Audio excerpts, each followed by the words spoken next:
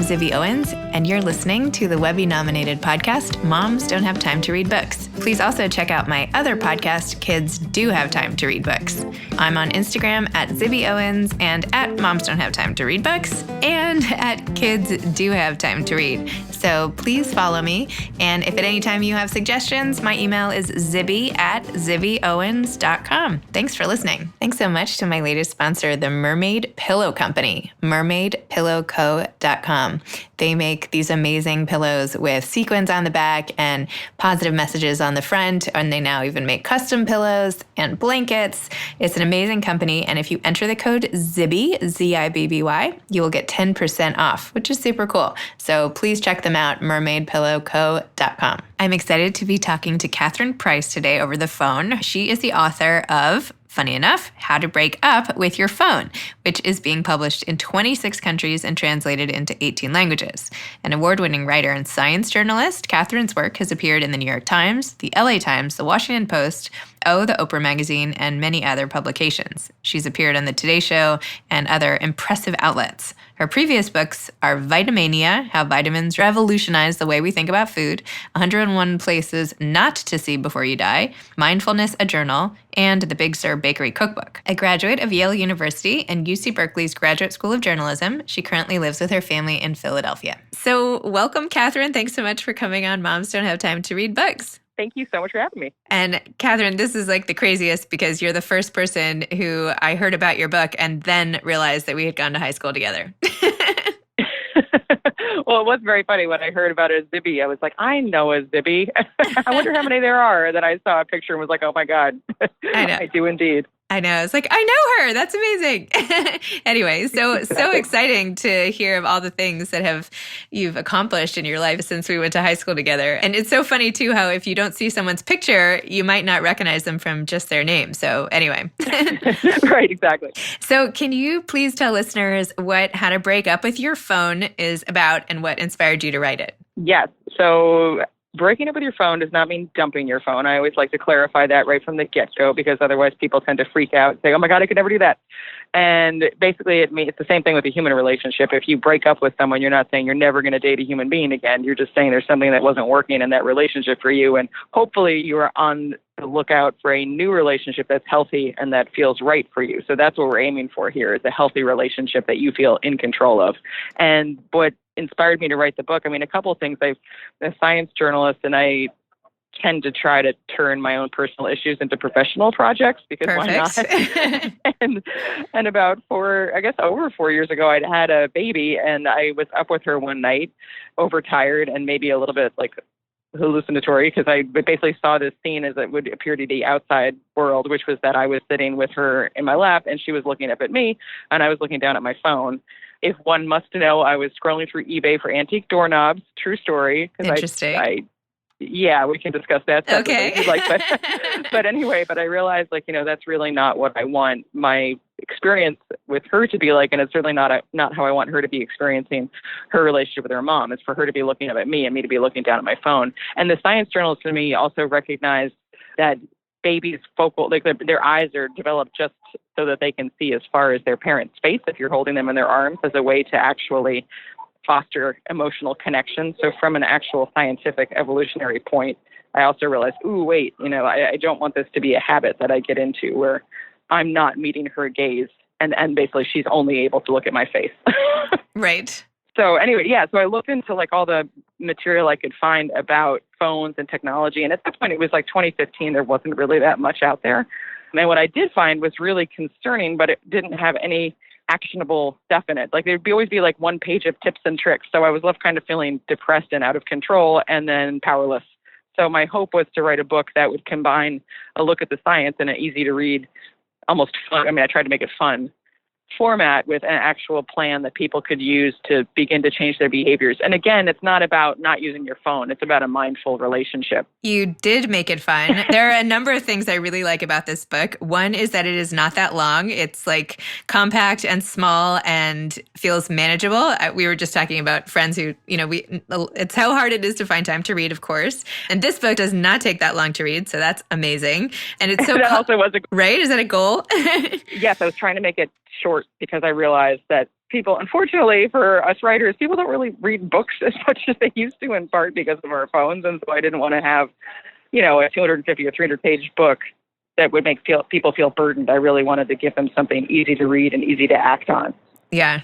I feel like maybe publishers think like they're not giving people enough if the book's not long enough. But I feel like as a consumer, the exact opposite way. Like I read the book, like I can cross off reading a book off my list. And now I feel better about myself. And I've gotten all this amazing information inside it. So anyway. That's a very good point, actually. It gives you like the self-esteem boost. They totally don't think about our self-esteem when they publish very long books. Right? It really be they like pamphlets. We should be publishing pamphlets, and then everyone can just check them off their list and feel very accomplished. I mean, I feel some books I should get a medal for finishing. I'm like, I want to like scream it from the rooftops. Like, I just finished this 500-page book. Is anyone going to do anything? I could have read 2 other books, but I didn't. Exactly, like anything by Ron Chernow. You're like, I deserve a medal. This was very long. Totally. That's like yes. I've actually been carrying the Power Broker around with me for over 10 years. It's the Robert Caro book. Yes. It's so big that I actually ripped it into pieces just so I could carry around manageable chunks, but I still haven't finished. I have to do little tricks like that. I have to be like, I'm not going to read this whole book. I'm going to read the first half and then I'm going to reassess. And like, then I get to the first half. And anyway, I'm getting off topic. But point is, I'm glad that your book is the perfect length, especially for moms. And I love the cover, the yellow and blue and white little text bubbles and everything. So, but more than the format and the physicality of the book is the content of the book, which is super helpful. And the thing, I want you to talk more about it, but just for other people, it's so consumable and actionable. Like I actually feel like I can do what you said, and I don't feel like you were preaching to me about what I have to do, but just like nicely suggesting it from a point of understanding. So I just wanted to personally thank you for that, because now I'm going to take these suggestions to heart. Oh, great. That is exactly what I would hope. And that makes me very happy to hear. And obviously people agree with me, because the article you wrote in the New York Times, which was called Do Not Disturb, How I Ditched My Phone and Unbroke My Brain, got 2 million views in 4 days, the first 4 days. How crazy is that? Were you like freaking out? Yes. So that was actually, it was an article that this guy, Kevin Roos, wrote about me coaching him through a phone breakup. So basically, there's a funny story because as you as a freelance writer as well, like you're constantly pitching people. And so I'd written to Kevin Roos, I don't know, like when my book came out a year and a half ago, and he wrote back and said, oh, sounds interesting, but I'm really busy right now, keep in touch. And I was like, never tell a freelance writer to keep in touch, because we will. And so we corresponded several times over the course of the year. And then there was one night, I think in like December, where I got this email from him out of the blue that said, I've reached a breaking point. I really need your help for the sake of my mental health and, basically my sanity and my relationships and everything. Like, I just need help with my phone. And I later asked him, like, what was that moment that made you contact me? And he said he was at an Alvin Ailey performance with his wife, and he realized he had snuck out to, quote, use the bathroom, but in fact, he was just going to check his phone, and that he, I think, emailed me on the way home. So anyway, I helped him through this 30-day process that I outlined in the book of breaking up with his phone and trying to get more control. And I always get nervous when I work with people who are like, technology experts, because it's like he's tried a lot of stuff before, and he also needs to use technology for work. So it's a real challenge. And so it was really fun to see that actually he was able to make a lot of changes, and he ended up writing this article, that one you mentioned, called Do Not Disturb. And it was truly insane. He said he'd never gotten as many responses from readers to any article he'd ever written. And as you said, it went over 4 million reads within the first 48 hours, and then was like on the top of all the lists for a number of days. And so I thought, wow, that's really pretty amazing. That I think that speaks to the fact that people are really waking up to this being an issue and looking for help. And also, he's just a really funny, great writer. So I recommend people check out that article just because it's fun to read. So in your introduction, you pointed out that smartphones have infiltrated our life so thoroughly in the past decade that we never really stopped to consider, like, what do we want our relationship with them to look like? We just sort of accepted it and moved on. So tell me more about that. Well, yeah, it's kind of like if you were dating the same guy from high school and like never actually asked yourself if you wanted to continue that, like suddenly you're 25 and you're about to get married and you're like, wait, I'm not actually sure if we're still compatible, or like, how did this happen? It just kind of happened without me really realizing it. And similarly, we were also excited about smartphones when they came out. We immediately got them, and the apps started to multiply. And before we realized really what was happening, it went from kind of like a pleasurable pastime or a real productive tool to something that we just look at compulsively, in some cases hundreds of times a day. And end up feeling that we're not really in control. I mean, how many times have you looked down at your hand and realized your phone's there? You have no idea how it got there. You have no idea why you're in, Instagram or email or whatever, and 45 minutes have passed. So what I realized is that, oh, wow, we really actually should be taking a step back as a society and as individuals and asking ourselves, like, what role do we want phones and, in a broader sense, technology to play in our lives? Because phones are just one technology. I mean, they're probably going to seem pretty outdated soon because you have to type with your thumbs and stuff. But how do we want to interact with technology, and what steps do we need to take to make sure that we have healthy relationships? So this is not how to break up with your phone and replace it with your iPad. That doesn't count. I know people ask me that. I'm like, yeah, that's I mean, the benefit cheating. of the iPad is at least you're not carrying it in your pocket, and that's part of the issue. Like when addiction psychiatrists talk about addictions, they talk about ease of access. Like the easier it is to access your problematic substance, the more you're likely you are to abuse it. So the good part about iPads is you're probably not going to be checking them in the elevator, right? But then, of course, before bed becomes an issue. I actually, speaking of mental health professionals, I took the quiz in the book for how addicted you are to your phone, and it said just go see a psychologist right away. Yes, there's a thing called the smartphone compulsion test that this guy, Dr. David Greenfield, created. This guy created the Center for Internet and Technology Addiction back in 1998, which is so prescient. But he made this smartphone compulsion test. And as he himself will say, like, if you have a smartphone, you're going to fail the test, because basically it highlights behaviors that we do all the time and that have become so commonplace that they seem normal until you take a step back and you realize, wait, that's not normal at all. Like feeling anxious if you're separated from your phone for more than a few minutes, or always having your phone at your place settings during meals, or like sleeping with it next to your bed, or mindlessly swiping through apps like for hours at a time. At first you're like, yeah, of course. And then you realize, oh, wait, this is actually strange. If you swap in any other technology or really anything else, it would just be like even if you'd have your coffee cup near you as much as we do our phones, like that's weird. And particularly weird is when you said that 1 in 10 Americans admit to checking their phones during sex. So I was like, what part of sex? Like, when are they doing this?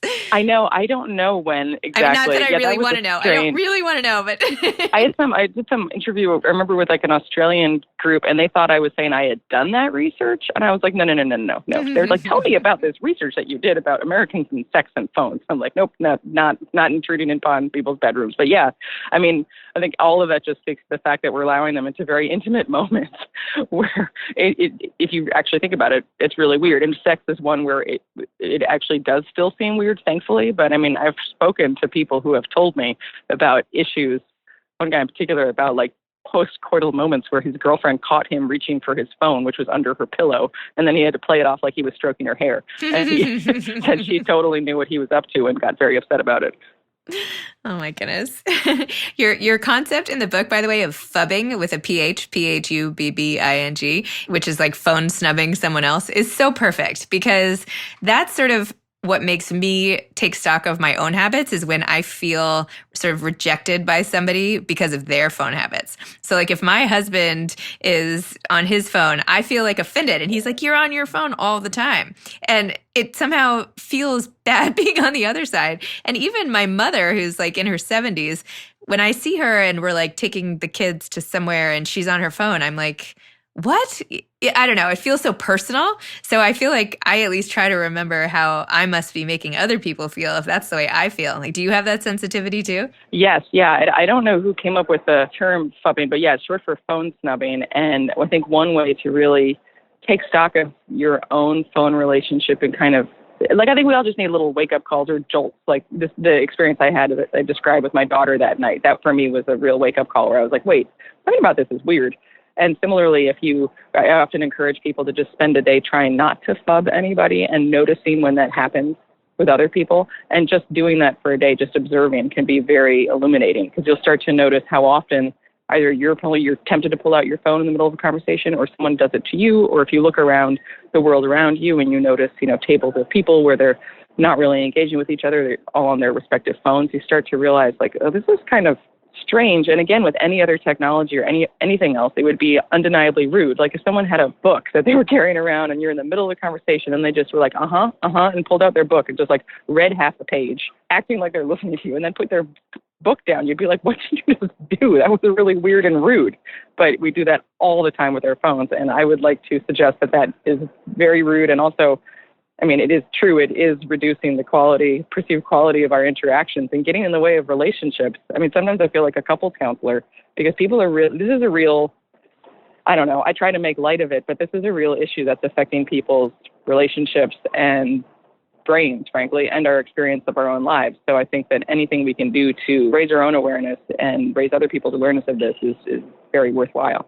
Oh, for sure. It's super important. And just to your point about sort of the bad manners of it, for a while, to get myself to not check email so much, I was like, is this a situation where I would be able to check regular mail? Like, could I pull a stack of my mail out of my purse, like my bills and my letters? Or would that be really weird? Because that's essentially what I'm doing in front of this person now, right? So that's like the test it's the test I use. So. And that's like the worst insult too. You're like, yeah, what you're saying is so uninteresting that I'd rather be paying a utility bill. Exactly. Or not even paying it, looking at it. That's even worse. Like not even taking action, just being aware of it. Okay, great. And then like, what were you saying? Yeah. And by the way, kids pick up on this so much. There was a special that Diane Sawyer did that aired, I believe, in April. It was called Screen Time. And I really recommend people check it out, even if just for the first half hour, because they feature this experiment that these researchers did where they had parents come into a room with their kids and play with Legos for, 10 minutes or so. But in the middle of it, the parents were asked to pull out their phones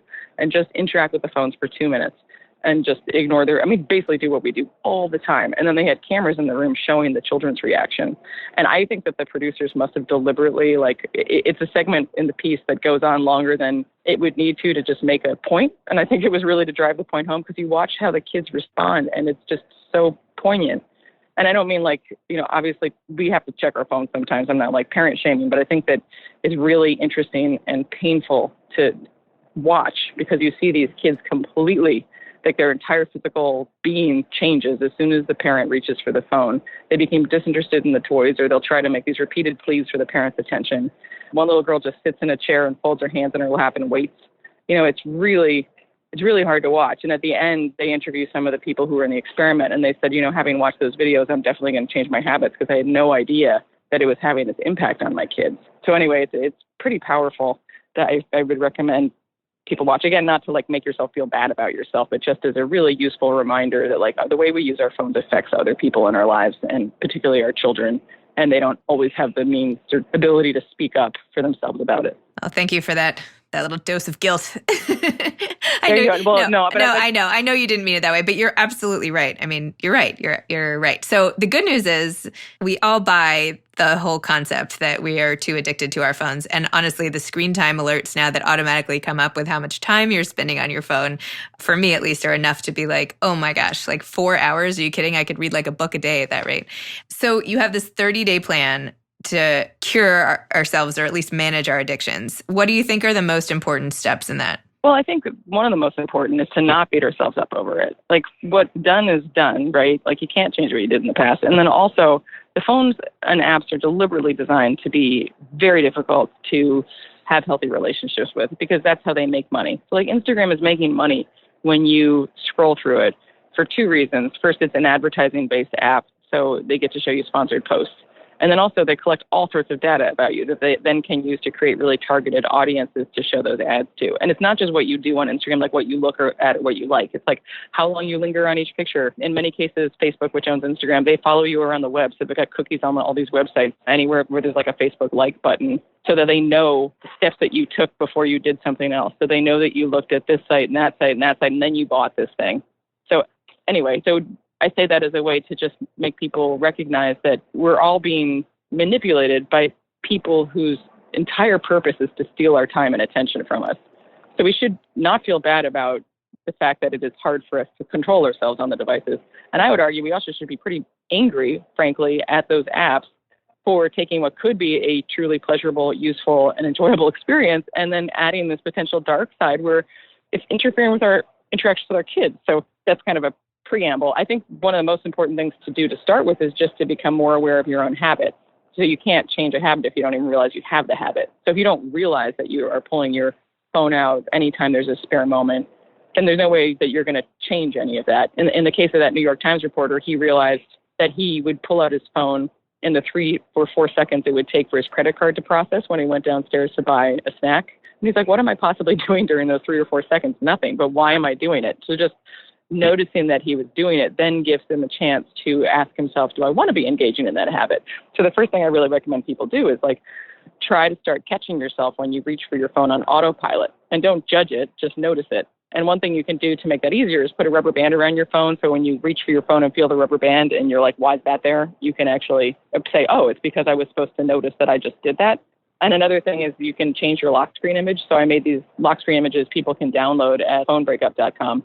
And they say things like, why did you pick me up right now? Or, you know, what for, why now, what else? Like little, I call them speed bumps that help people take a pause so that they then can decide consciously whether they want to use their phone then. And that's really the goal, right? It's conscious usage. It's knowing that when you are using your phone, you are aware of it and you feel good about what you're doing. Yeah, you wrote on the little handout cards you give about screen life balance. You said your life is what you pay attention to. And once you spend your attention, you can never get it back, which I loved because it's not like you have this unending store of it, right? You only have what you can do. Anyway, it's a good reminder. Yeah.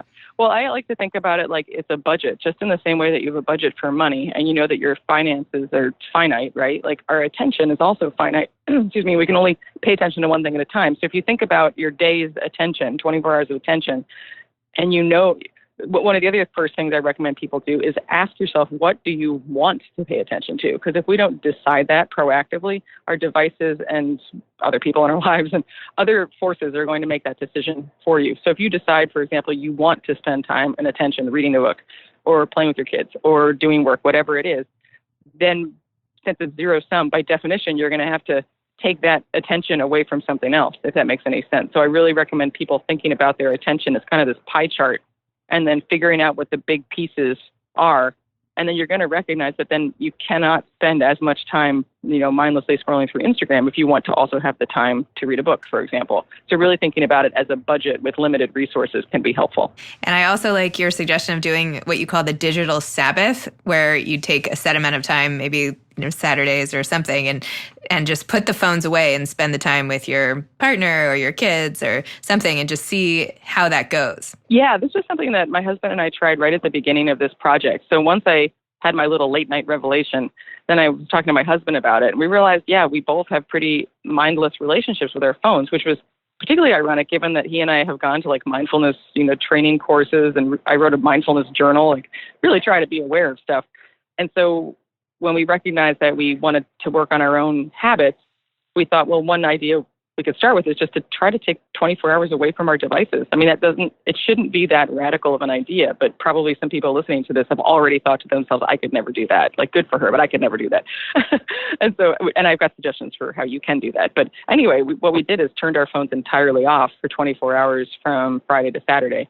And I've since heard from hundreds, if not thousands of people who have tried this for themselves. And universally, it's so interesting. The first reaction is this like intense twitchiness and cravings where you start to notice that like every 30 seconds, if not more frequently, you want to look something up, you want to buy something, you want to check something. And then when you wake up the next morning, time seems to slow down and some of that twitchiness subsides, which is so interesting. It's a real psychological thing. Screens make time speed up. So if you want to gain time in your life, an easy thing to do is take a break from your phone. And also people felt a sense of calm that was really surprising and unexpected.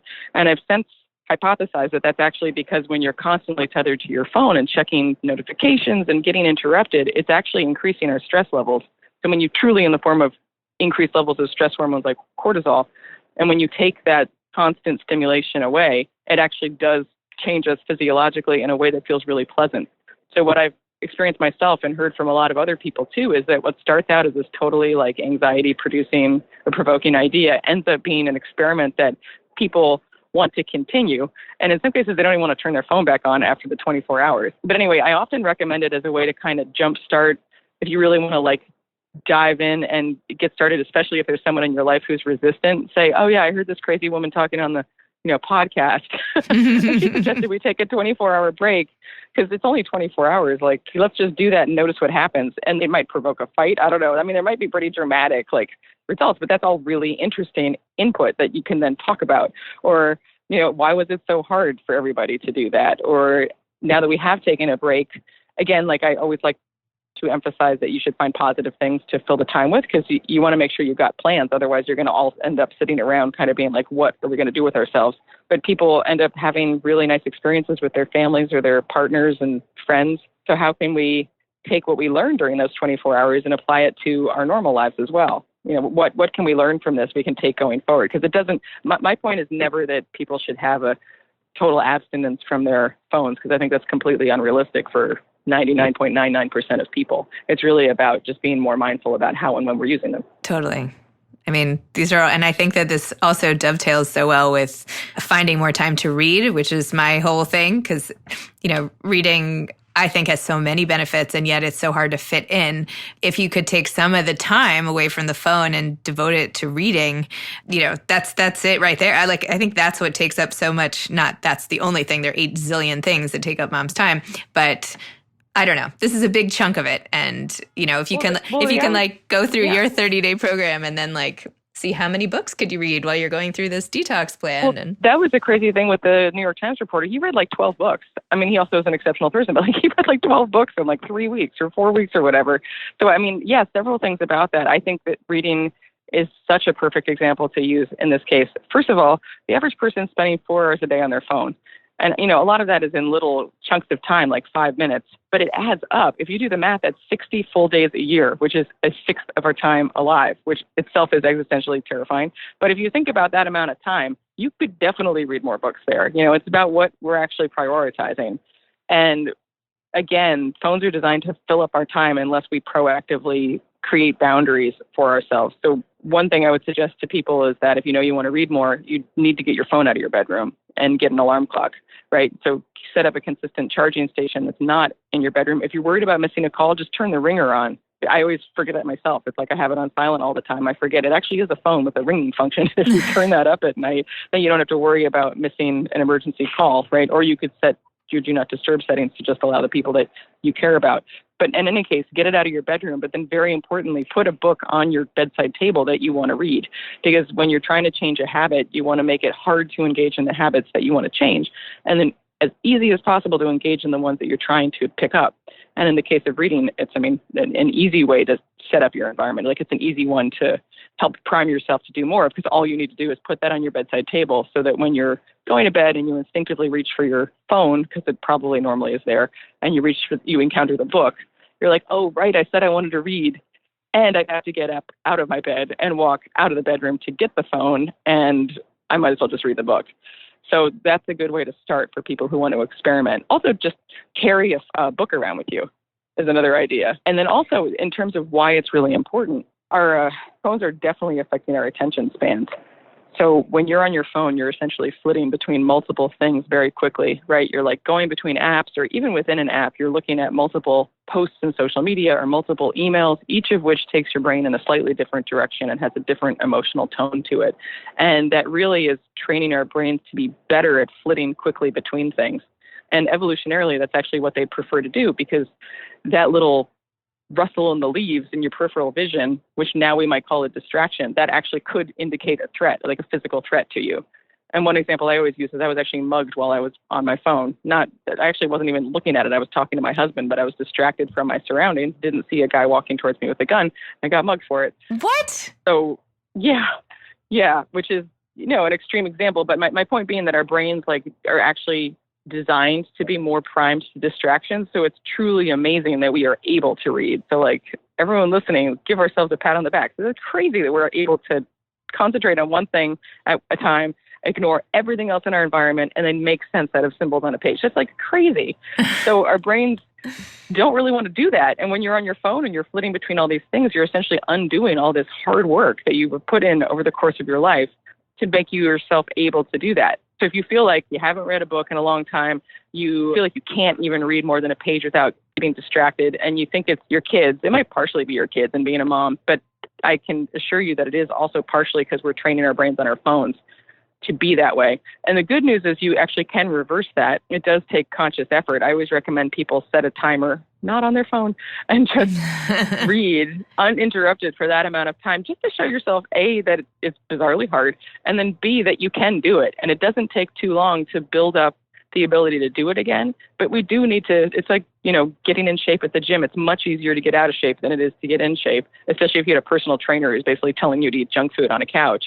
And so reading actually for so many reasons is actually an excellent way to, readjust your relationship with your phone and begin to truly make physical changes to your brain that will have effects in all sorts of other areas of your life as well, and making me be more present, because you'll be able to actually maintain your attention on one thing at a time in a way that right now most of us really can't. I used the same analogy talking to another mom at pickup yesterday about how it's like the gym, because she was like, it used to be so easy for me to read, and now it just, I only read a page here or there and then I give up. And I'm like, no, it's like you have to get back in the habit and back in the practice before you feel some of the benefits. Like now that I'm reading so much, which I've like convinced myself to do now that I've tried to make this kind of like something I have to do. I have to do something I love. Like the benefits from reading for me right now are like enormous. I am so into it. It helps my life in so many ways. But when I was so scattered before, I feel like it was hard to access that. So I don't know. You have to just really give it a little time, and it will pay off in huge ways. Yeah, and I'd be interested in like what kind of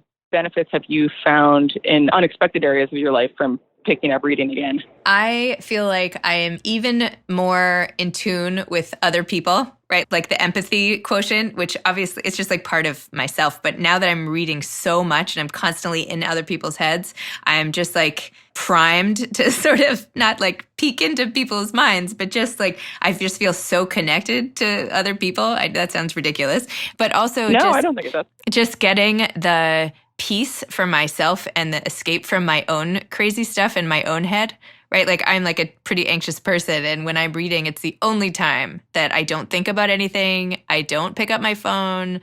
That is the only thing I'm doing. And I get such a charge. Like it gives me energy to do everything else I need to do. Yeah. I think it's so interesting to compare that with some of the other things we do supposedly for entertainment or to soothe ourselves. Because I would argue we definitely use our phones like drugs, in the sense of you use a drug to either stimulate yourself or calm something to like avoid unpleasant emotions, right? And when you turn to your phone for that, how do you end up feeling afterwards versus turning to a book, like you're saying? It's so interesting. There's just such a nourishing feeling that comes after you finish reading. And I think it's partially because you get into a state of flow in your brain. Mm-hmm. And also it's really relaxing and rejuvenating to just do one thing at a time. I think that a lot of our modern stress comes from the fact that we're trying to put too many things into our working memories, which is basically the part of your brain that's able to remember, like, names of people at a cocktail party. And there's a really famous experiment called, the magic number 5 plus or number 2, 7. Magic number 7 plus or minus 2, which is basically the idea that we can hold between 5 and 9 things in our working memory at any time, and then we totally get overwhelmed. And more recent estimates are more like 2 or 4, which you can see if you meet people at a cocktail party and you're like, okay, 2 to 4 people probably will remember their names for the conversation. Anything more than that, then you start to have a little panic. Mm-hmm. And so I think that personally, like much of our stress of daily life is trying to put too much stuff into that working memory. And our phones are compounding that problem to ridiculous degrees, where there's so much information that we get anytime we open the phone, even just looking at the home screen, because it's got all those apps on it. That's really overstimulating to our working memories. So when you read a book and you get lost in a book and you're just allowing your brain to just get totally absorbed in one thing, I think it really is very restorative on in our brains themselves. Totally. Well, thank you for that public service announcement on reading as well. That Read was super. More. Yes, that was so helpful. I think we're almost out of time, and I had so much more I wanted to ask. But thank you so much for coming on. I just want to know, like, what advice would you have to someone attempting to write a book like this? To write a book like this in particular? Yeah, or just in general writing? In general. Let's just say writing in general. Well, writing in general, okay. I would say, tying this to the phones, that creativity, anyone who's tried to do anything creative, which probably is everybody listening to this, knows it's such a difficult, I don't know, it like comes in little spurts. You never know when it's going to strike, and you have to kind of like make sure to take advantage of it when it's there. And if you've got something that's constantly dragging your attention and your time from you, such as your phone, you're basically letting it kind of steal your creativity from you in little dribs and drabs. I don't know if that's an expression. My husband always says that, but dribs and drabs. When you're like, posting stuff on Instagram and you're like thinking about a clever caption, well, that's your creativity that you're spending something that's totally ephemeral, and you're doing it just so you can get like a pixelated like from someone on the internet, which is fine if you actually want to do that. But if you're trying to write a book, I would say that one important thing to do would be to guard your attention one thing to do would be to really watch out for the way that your phone is interfering with it, because frankly, you're never going to get it done if you're also sitting next to your phone. And I personally use things like app blockers, such as Freedom is a really great one that works on both Android and iOS and Windows products, that allows you to block certain websites across devices for particular periods of time so that you actually can't indulge in your natural desire to switch over and just check something, quote unquote, for just a second. So I really recommend using technology tools to help protect yourself from technology so that you have any chance of giving your brain the space it needs to be able to produce a creative work. I mean, I sat down to write something yesterday, and I've been writing shorter things recently. I sat down to write something like a would-be blog post. I was like, oh, man, writing is hard. Anyone know that? So anyway, I think like structuring your environment both on and offline to really protect mental space and to frankly like cage yourself in so that your mind is going to want to go for those distractions. So you got to figure out a way to block yourself from that. Another tool I use that is really helpful for anyone out there with email issues is called Inbox When Ready. And it works for Gmail and I think Outlook. And it basically, it hides your inbox from you and hides the number of new messages from you so that you can go in an email and like write an email without seeing everything else waiting for you. And you can search for an email without seeing everything else waiting for you. But it sounds like such a simple idea that wouldn't be profound, but there's no way I could have written my book without this plugin, because I didn't realize how just seeing the number of messages in the tab on my browser was actually extremely distracting. So I recommend people check out Inbox When Ready and Freedom in terms of technological tools to give yourself a bit more mental space so that you can focus on creating something like a book. Love it. Thank you. Super helpful in every way. Thank you so much for coming on Moms Don't Have Time to Read Books. And thank you for everything you've done to help so many of us. Well, thank you so much for having me. It was really a pleasure. Oh, good. All right. Take care. Thanks again to my sponsor, Mermaid Pillow Co. mermaidpillowco.com/Zibby. Enter code Zibby for 10% off. Thanks so much. Check out those really awesome giftable pillows and blankets. Thanks for listening to Moms Don't Have Time to Read Books. You can follow me on Instagram at Moms Don't Have Time to Read Books and at Zibby Owens, and my new podcast at Kids Do Have Time to Read. Thanks so much to Steve and Ryan at Texture Sound for the sound editing. And thank you to Morning Moon Productions for providing this fantastic intro and outro music. Thanks for listening. You could always email me at zibby@zibbyowens.com.